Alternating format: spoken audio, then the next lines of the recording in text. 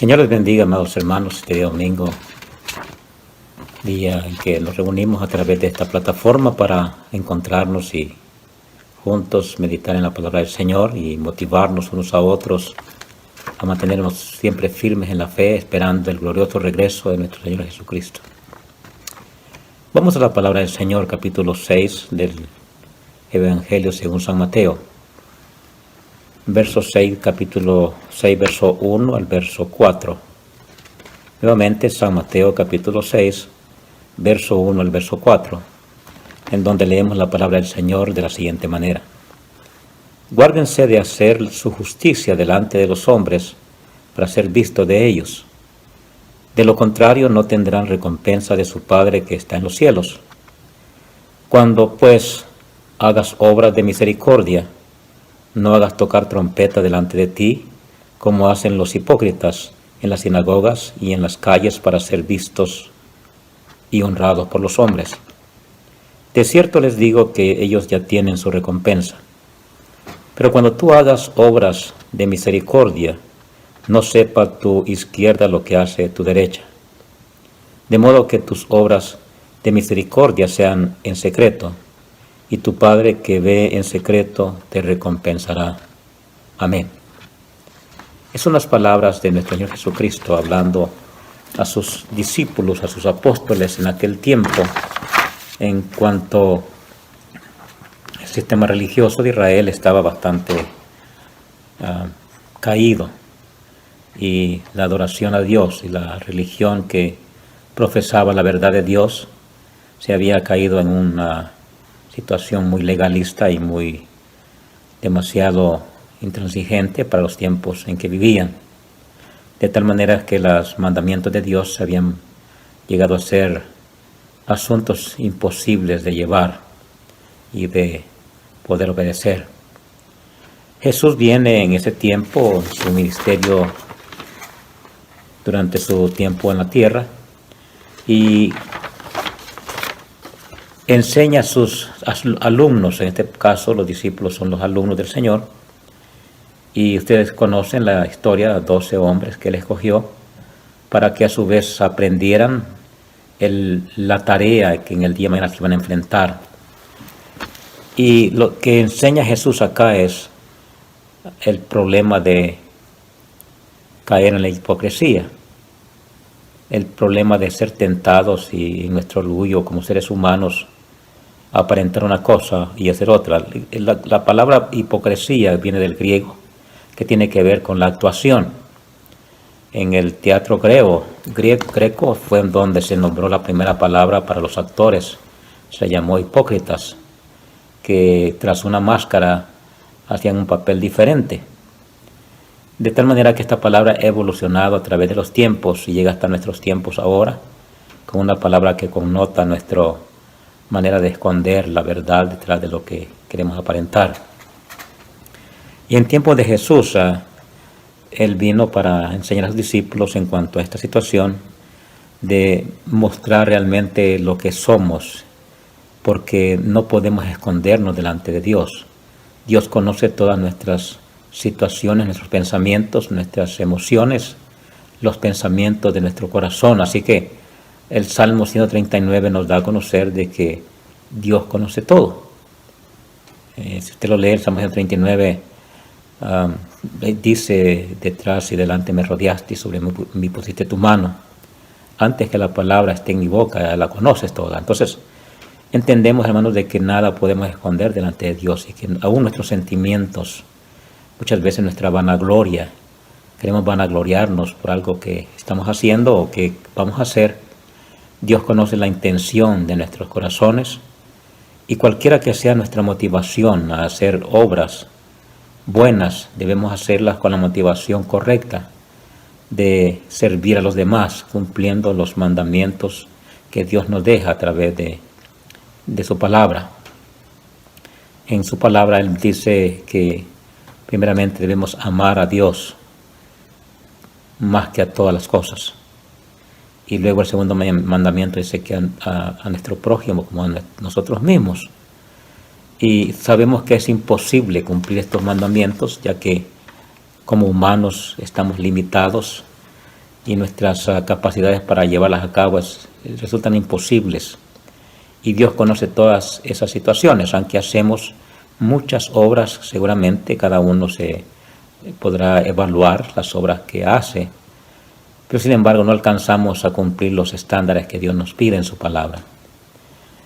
Y por esa razón que somos incapaces, vino Jesús para cumplir las exigencias de la ley de Dios y llevarlas en su propio cuerpo, pagando nuestras incapacidades y nuestra limitada naturaleza para hacer las cosas que agradan a Dios. Lógicamente, cuando creemos en Dios, entendemos que Él da su Espíritu Santo a todo aquel que cree en realidad en Él, para que a través del poder del Espíritu Santo podamos ser motivados en la dirección correcta.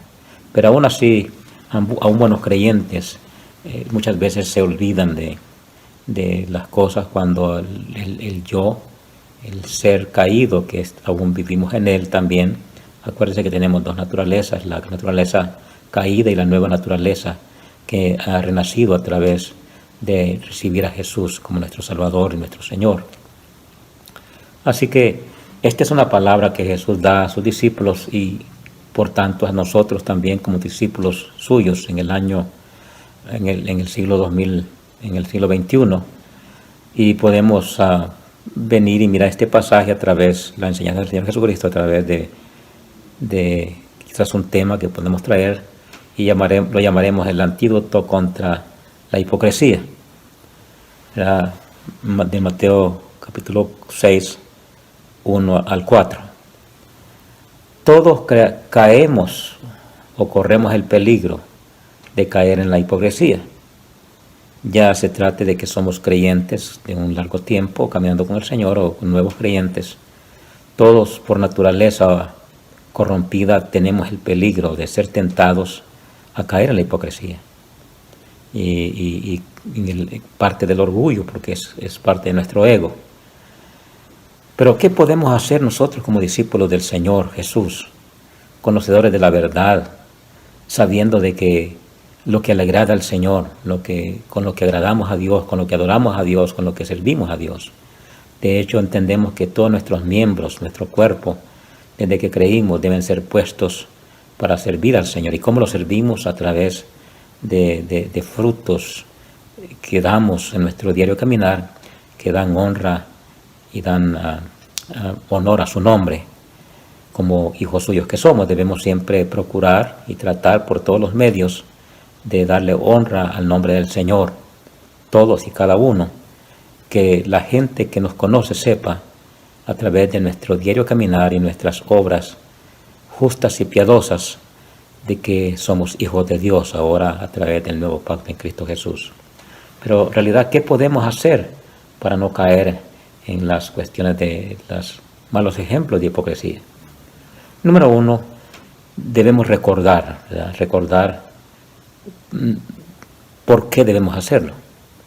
Realmente Dios siempre ofrece un galardón, una recompensa a todos aquellos que creen en Él y que le buscan en Él y que se portan de la manera que Él desea que sus hijos se porten. De hecho, todos los que somos padres deseamos que nuestros hijos tengan un buen comportamiento y nos den credibilidad, nos den honra delante de la sociedad en que vivimos. Y creo que desde pequeños nuestros hijos aprenden a que son recompensados cuando, por ejemplo, me doy cuenta que desde pequeños a los niños se les dan como premios por los logros que ganan académicamente en la escuela, en el colegio, donde quiera que se muevan. Y creemos que Dios es más que un Padre que se compadece de todos nosotros y que nos ama mejor o mucho mayor que un Padre terrenal puede ser capaz de amar. Porque Dios nos ama con el amor que proviene del Dios, de Dios que es el amor perfecto, llamado el amor ágape. Nuestro amor realmente es muy limitado, pero cuando vengamos y seamos perfectos, seremos semejantes a Dios en el sentido de que amaremos en la perfección que Dios ama. Pero eso será cuando ya estemos en los cuerpos glorificados que el Señor nos dará en su venida. Mientras tanto, tenemos que luchar contra las diferentes situaciones que afrontamos en este mundo todos los días. La pregunta dijimos que era, ¿qué podemos hacer para no caer en estas cuestiones de hipocresía? Número 1, debemos recordar la recompensa. El versículo 2, la parte segunda del versículo dice, de lo contrario no tendrán recompensa de su Padre que está en los cielos. Debemos pensar en la recompensa que Dios siempre ofrece. ¿Cuál es la recompensa que Dios ofrece? Bueno, la Biblia nos habla de las recompensas que Dios da, que Dios ha prometido para sus hijos. Y si pensamos en recompensas inmediatas en esta vida, la Biblia dice que nunca, por ejemplo, Dios dice en su palabra, en Salmos 37, 25, joven fui y he envejecido, dice, hablando a través del Espíritu Santo, el salmista, y nunca he visto un justo desamparado, ni su descendencia que mendigue un pan. Entonces, esta es una de las promesas que inmediatamente recibimos de Dios cuando actuamos en la correcta dirección en cuanto a las obras de bondad que hacemos como hijos de Dios. Lógicamente, acuérdense, hermanos, de que no somos salvos por obras, somos salvos por la gracia. En Efesios capítulo 2, el verso 8 al 10 dice que somos salvos por la fe, ¿verdad? Esto no es de ustedes, dice, sino que es un regalo de Dios, no por obras para que nadie se gloríe.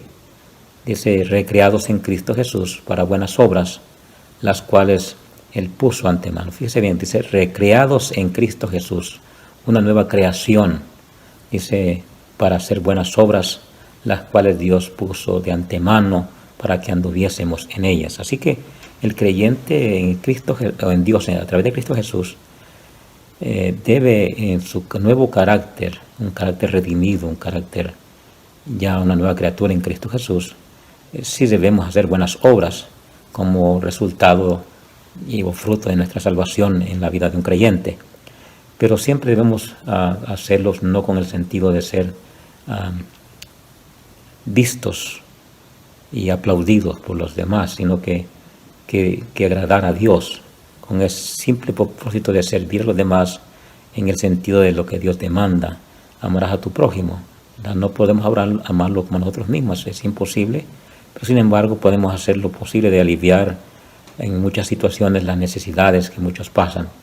Entonces, es una promesa, ¿verdad? Mirando la promesa, Dios dice en su palabra que si actuamos en una manera justa, como Dios demanda, nunca, una de las recompensas inmediatas será que nunca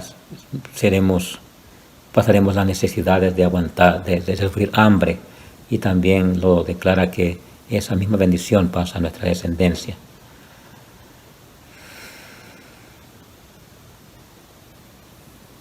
Y todos sabemos, ¿verdad?, que las buenas obras que usted hace, que hacemos ya en Cristo Jesús, vienen nuevamente como bendiciones a nosotros.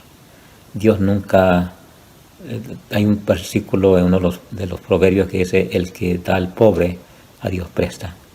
Todo lo que usted da, hermanos, como bendición, como ayuda económica, yo creo que tiene amigos, familiares a los cuales usted también, que vive en Estados Unidos, puede ayudar, ¿verdad? Y si lo hace, Dios bendecirá a usted y a su familia por lo que hace. Aparte, lo que sirve usted en la obra del Señor, que yo sé que usted contribuye para que el Evangelio continúe siendo predicado, las iglesias continúen abiertas y el Evangelio se siga predicando, enseñando y dando conocimiento a los nuevos convertidos, a los niños que van creciendo, para que el día de mañana sean creyentes verdaderos, que no se muevan ni a la derecha ni a la izquierda en su fe en Cristo Jesús. Número 2, ¿por qué debemos recordar, ¿verdad?, o qué podemos hacer para no caer en esas situaciones que realmente dan vergüenza para un creyente en la hipocresía? Debemos recordar que las recompensas que Él da son mucho más grandes y más abundantes. Porque lo que el ser humano puede darle nada más es una palabra de admiración. Para que su ego sea animado, pero no pasa de bien mismo, un aplauso nada más.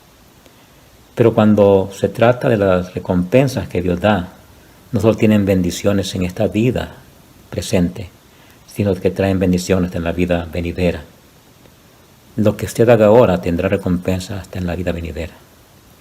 De gran ganancia es la piedad, dice Pablo a Timoteo en el capítulo 6, verso 6, acompañada de contentamiento, porque tiene bendición para esta vida y también para la venidera.